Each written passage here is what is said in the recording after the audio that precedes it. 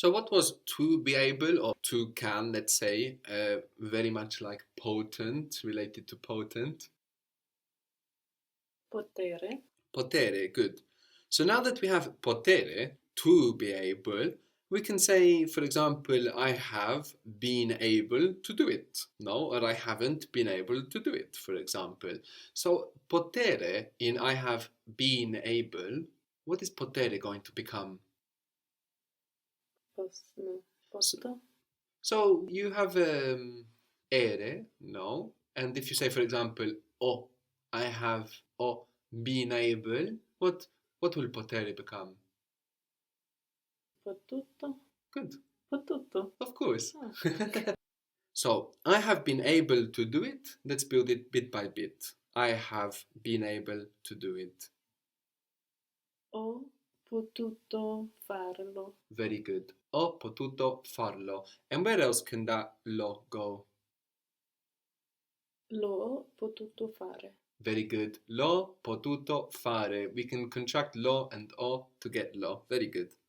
I haven't been able to do it yet. What was the word for yet? C'è. Già was already, and for yet we had a Ancora. ancora, a longer word, ancora, meaning yet. And this word also means again, once again, but you can use it like yet. So, I haven't been able to do it yet, or in Italian, I haven't yet been able to do it.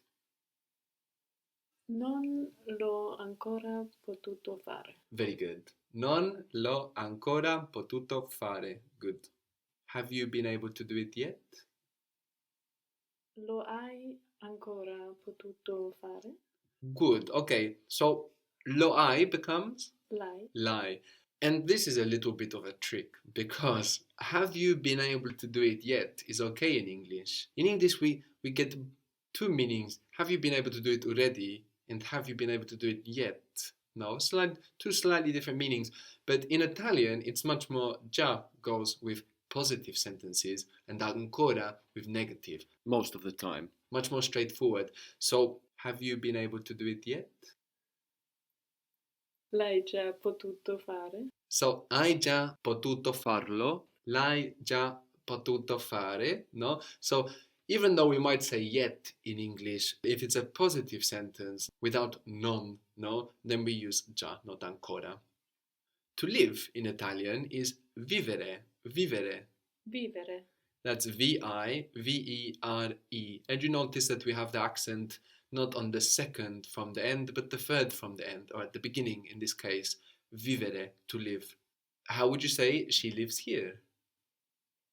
Lei vive qui. Very good. Vive qui, or if you want to clarify or emphasize, lei vive qui. She wants to live here. Lei vuole vivere qui. It was a little bit more than vuoi. I see why you went to vuoi, because like vuon può, no? But it was a bit longer. Vuole. Vuole. Good. So that's Vuole. V-U-O-L-E. Vuole. Vuole.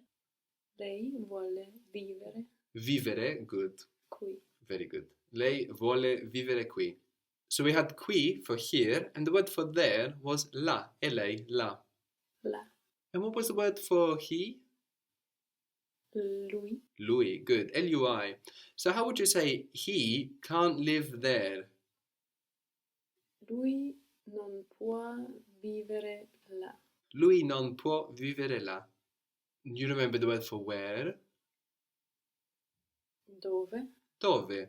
Where does he live? Dove vive? Dove vive. And if you want to show that it's he? Dove vive lui? Dove vive lui? Lui dove vive? I don't know where he lives. I don't know where he lives. Non so dove vive lui. Very good. Non so dove vive lui. So you can put this lui at the end, or you can also put it in this quite strange position for English, which would be non so lui dove vive. I don't know he where he lives. And that's because we don't want to break up that verbal clause, that verbal block of the sentence of dove vive. No? So lui dove vive or dove vive lui. Non so lui dove vive. We wouldn't put it between the dove and the vive.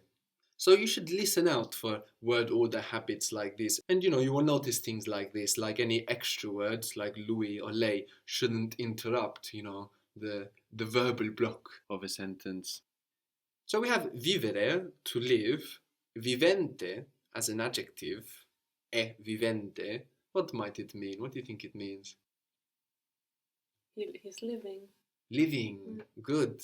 Is this kind of adjective, no? The ente adjective, living, vivente. So actually you could say living being. What is a being? Essere. Essere. To be is also the noun, no? Of a being. So if you want to say living being. Un essere vivente. Good. Essere vivente. And if you wanted to say living beings. Esseri viventi. Very good. Esseri viventi, living beings. You might also hear that adjective in a sentence like, he's the best living writer, much more useful than it might seem, this adjective.